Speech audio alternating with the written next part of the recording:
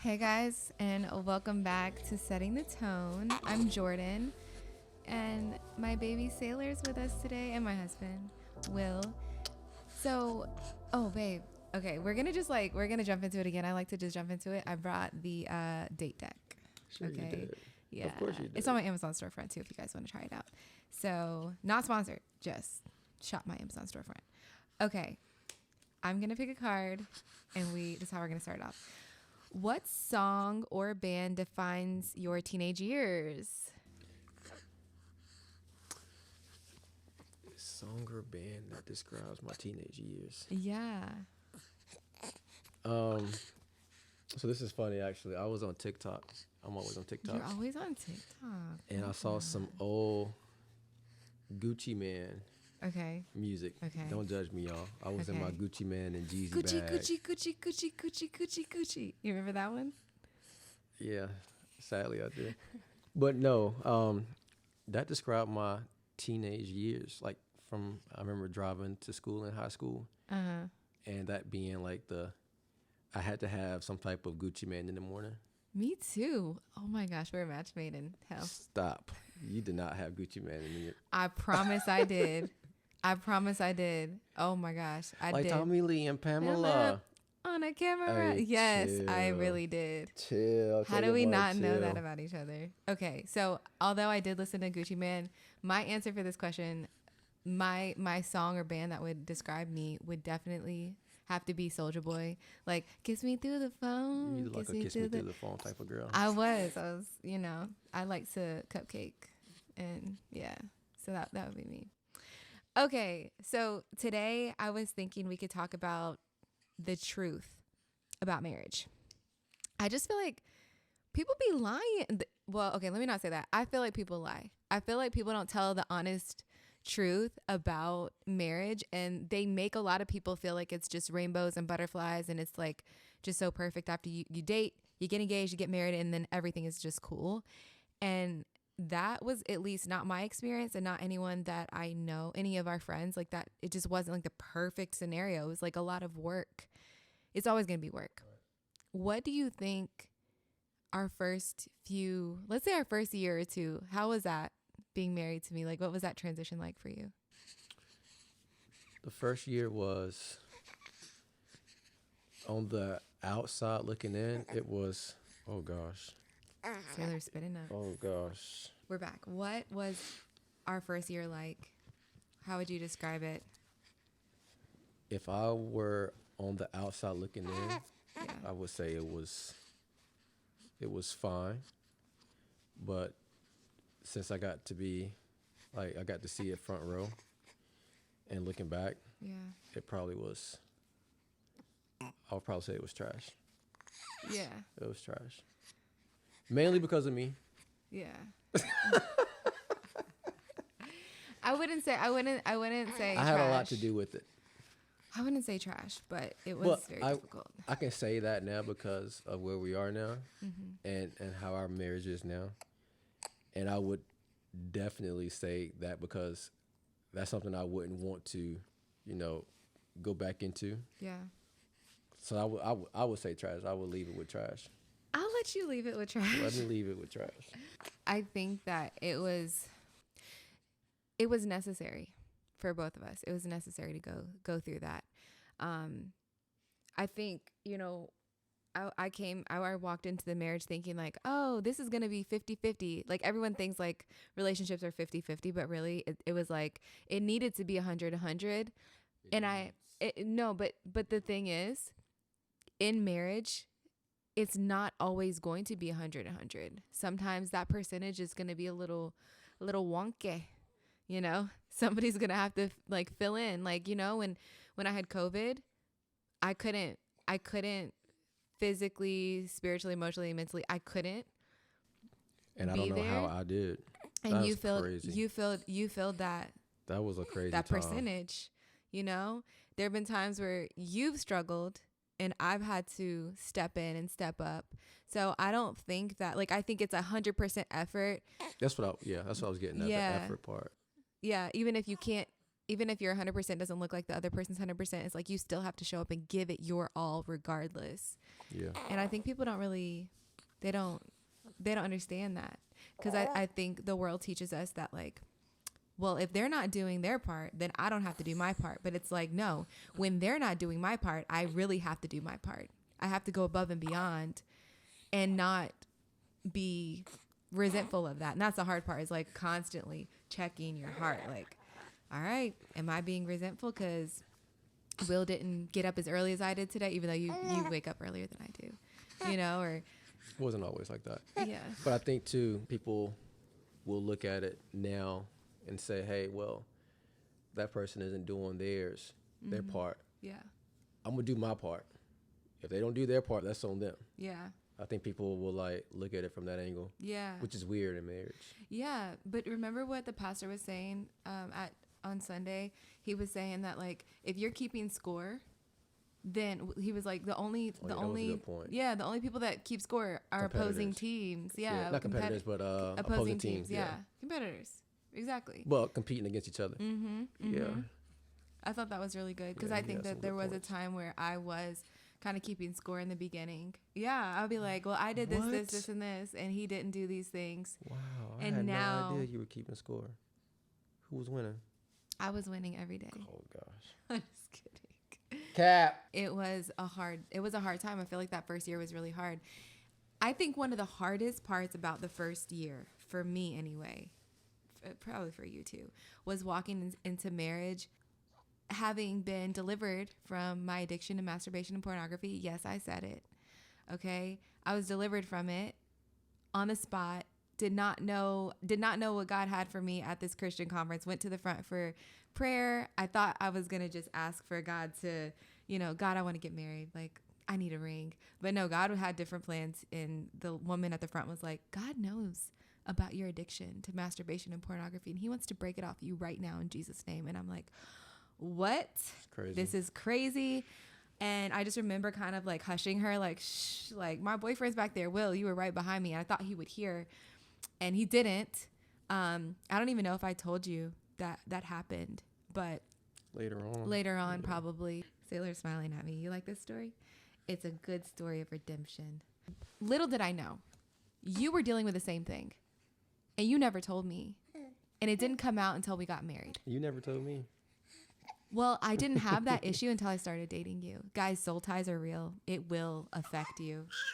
That's crazy. I didn't know that. Yeah, I did not start that until I dated you. I started dating you. And then, yeah, and because for me, it wasn't like a deeply rooted thing. Like, I know you told me that it started very young for you. Mm-hmm. That was not my story. Mine started in college when you and I started. I did not know that. Yeah, that's crazy, right? It was crazy. And I didn't understand. I was like, why can I can't stop. Why? Like, you would leave my house and I would watch that. That's crazy. I didn't know that. Yeah. That is crazy. I had a feeling this podcast was going to be therapeutic for us. Well, the reason why I tell that story is because, I walked into marriage being delivered from that. And then I started noticing like just weird things from you, like during our intimate times. And it was just weird. It was odd. And I was like, this is oddly familiar. And I just had a feeling that maybe, and I think God showed me too, that was something you were struggling with. And thank God we had people in our corner that were able to help me through it too, because I felt like I wasn't enough for you. I could see that. Looking back, I could see that. I couldn't see that then. You did not understand why. Well, I think I was so deep into that I was literally blinded by what was going on in the real world, which is crazy. But I know people say that sometimes, like, you can get caught up in like the fantasy. That's the word I was looking for. The fantasy of it. That when you step out of that and you go into the real world, the real thing is just like, when it's not that, it's like, what? This is not what I'm used to. But it's not even that for them, who the actors that you see, like, they have to sensationalize things. I really think, and this is like a tangent, but I think that they're so numb to it that, like you said last night, like, they're just shells of themselves at this point. Like they're just there And that's how we were when we were in the beginning. That's why I say it was so trash. Yeah. It Yeah. Yeah. Not saying that in that way, but just like marriage overall. Yeah. It was. And when you say trash, I know you're not saying like our covenant and our union was trash, but just like the way things were, it was like the enemy really like had us. We were definitely out of order, and we talked about that last week. But this was like it transitioned into marriage. Yeah. Out of orderness. You said that. Disorder. Order. Yeah. What helped you, first of all, overcome that, and then also like what helped you be a better husband and a better leader here in our house? I definitely had guys around me. I think the main thing is realizing that I wasn't the only one struggling with it. Yeah. I felt isolated for a long time with it. Like it was just my baggage. It was my load to carry. So once I finally like kind of, confessed to brothers I had at the time, and they were like, that's it. That's what you in here, like, head on your shoulders for, like. Not that's it, but like. But I'm saying, like. That's nothing new. Yeah, it's like we all go through that. Like, not that's it. Like, oh, that's nothing. But it was kind of like, dude, we all go through that. And that was kind of refreshing to hear because I had never, even in college around my boys that, were not in church.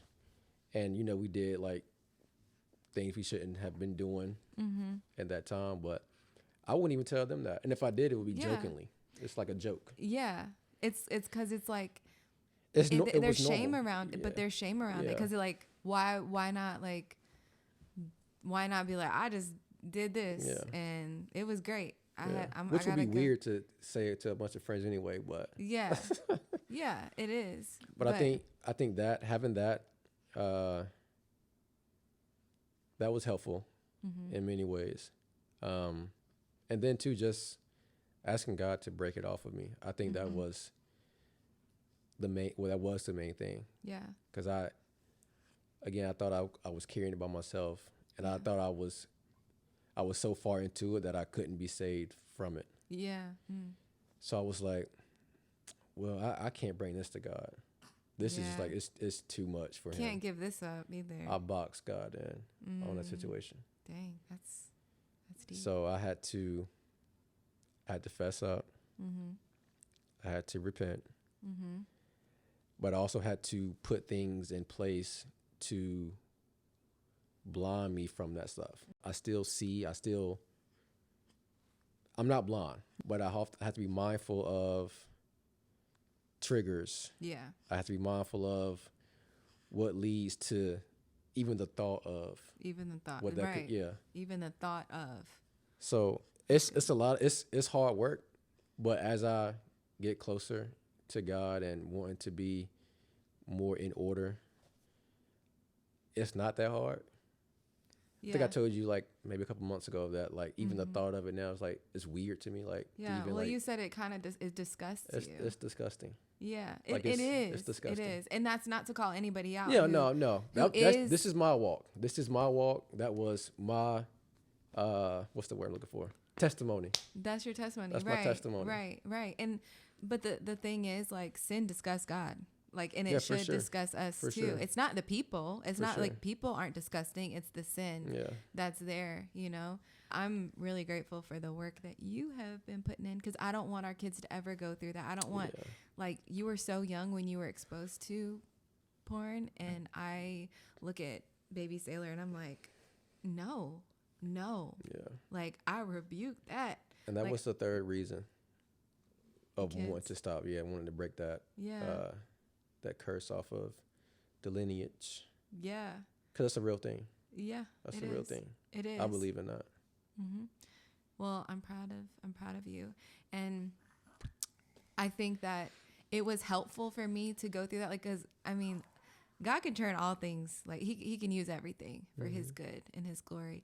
And I think one thing that helped me with was my self-confidence, because when I was noticing that things were changing in our relationship because you were indulging in that, I felt like I wasn't good enough, and that like I felt like it was a reflection of me.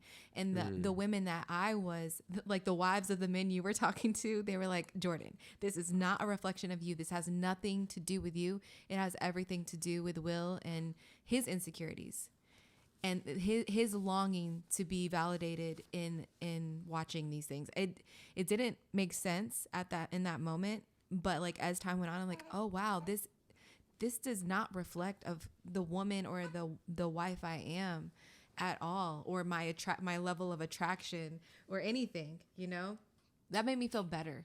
Good. Made me feel better. So I'm glad we got through that. Yeah, I'm glad we had people in our corner. Yeah. Because I don't think, well, I know we wouldn't have gotten through that without accountability. Yeah. In that form. Yeah, we had some really solid people. Counseling was there. I think that helped a little bit. But again, I mean, that was a counseling session for like an hour and then back home to what was going on. Right, but counselors can only help you with what you expose to them. Like they can dig, but if you're not willing to confess, it can't be dealt with. That's like with anything, you know? Oh, maybe he just wants. His eyes get big. He's excited. He's excited. That's crazy. What is our marriage like now? You can lead off with this one since you asked me about how it was the first year. Okay. I think that our marriage I feel like we've gotten so much better with communicating and talking about things, and like you being open and being honest when it comes to asking for help and like going to counseling. I think that's a game changer. And then just being on the same team when it comes to putting work in. Like every night I'll pull out the date deck and I'll ask a question. And last night I like put it on the bed and you hit it and you're like, did you put something over here? And I was like, you know what? I'm not even going to try. I'm not even going to try to initiate this. If he wants to initiate this date deck conversation, then he'll do it. And you did. You did. I just wanted for you to feel crazy for a second. You know, I was just like, I don't have time for this. I don't have time. I think that the communication has been a lot better. Mm-hmm. It used to not be present at all, to the point where I would shut down or brush over conversations. That was so... Or just not even participate in conversations. Yeah. I used to not like to... It's like the song, like, we could do hard things. I did not want to do hard things. And that was conversations. I did not. What changed? Like, what changed? Once I realized that it was no way around talking to me, talking about things in general, something clicked. I was just like, Will, it's either you talk about it now or it's going to be a couple days of not talking to each other, attitudes in the house, things not being on schedule, in order, and it's going to prolong whatever could have been dealt with in probably 5 or 10 minutes. Yeah. It's going to be a full-on process of nothing being completed, nothing being... Yeah. Yeah, so... It feels so much better. Once that clicked, I was like... And then started doing it more. I was like, wait, this isn't that bad. It's not. That's not that bad. And it's not always hard. Yeah, it's not. I don't know why I always assume that... I don't know. I think growing up, not even with my family, but like when people were asked to talk about certain things, it was always, more times than not, let me say that, more times than not, it was always something negative. So I kind of like tied that into talking. Wow. Like when someone says, hey, let's have a conversation in like 30 minutes or something about XYZ. Did you get anxiety? They can tell me what it is. I'm still like, oh my gosh, what are we about to talk about? Okay. And then too, a lot of conversations too like that growing up ended up somebody being really sick or somebody passing away. Okay, I see that. I can so see now, looking back to the beginning of our marriage, when I didn't want to talk or didn't want to schedule talks, or you came up to me asking to talk, Yeah. I had already had in my mind it was something I did wrong or something that was being done that was wrong. And I was about to hear about it for the first time. That's scary. If that's all you knew about. That's crazy. I didn't know that until talking about it right now. Look at us. That's crazy. That is, and it makes a lot of sense, and that I feel like that explains so much from the first couple years of trying to talk to you. You know.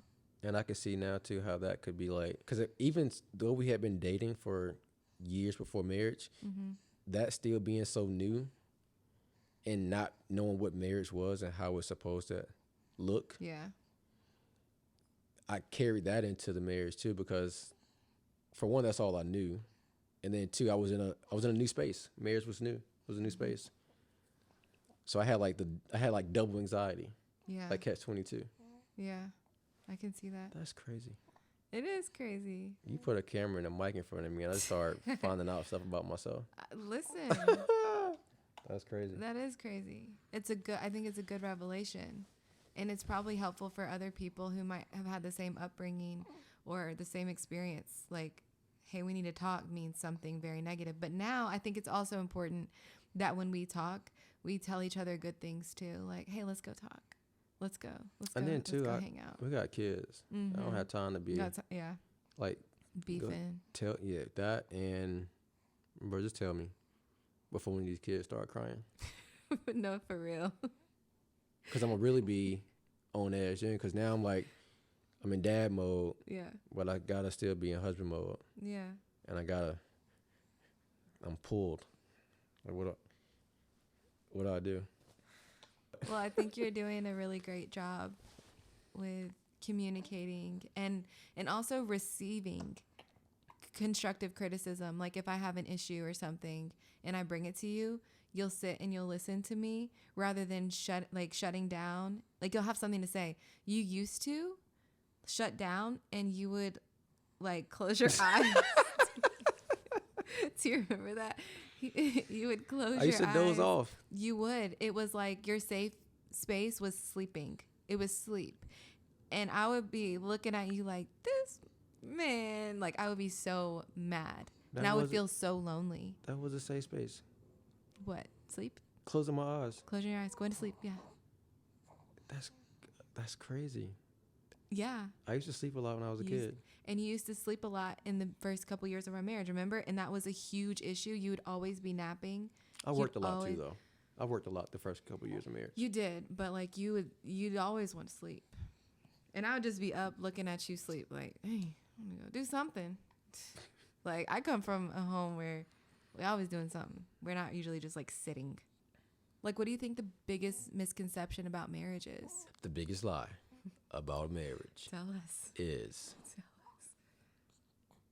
whatever you're going through before marriage, in the dating stage, or even single, if you're single too, that it'll be fixed because you're getting married. I thought that for a little bit.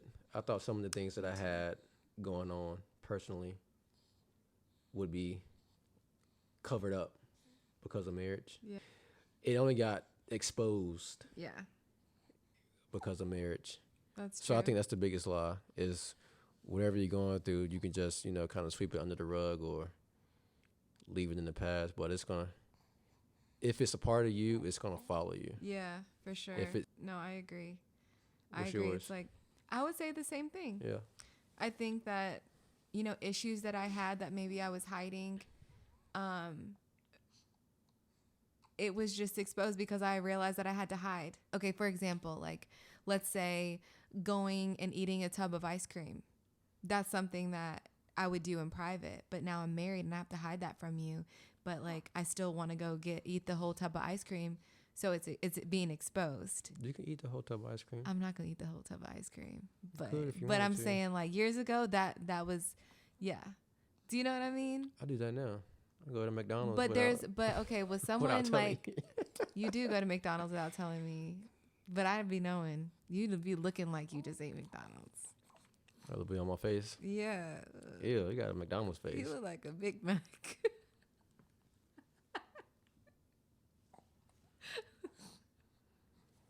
That's wild. Like a Big Mac. That's crazy. My bad. That's crazy. Babe, thanks for being on another episode. This was fun. We should do it again. We Sailor, shall. I don't know, man. I feel like I'm going to have to do a lot of edits because you're breathing real heavy. But it's okay. We love you. Y'all be sure to like, subscribe. Make sure you review the show so we can continue to grow. Thank you guys for watching, and we'll see you next week.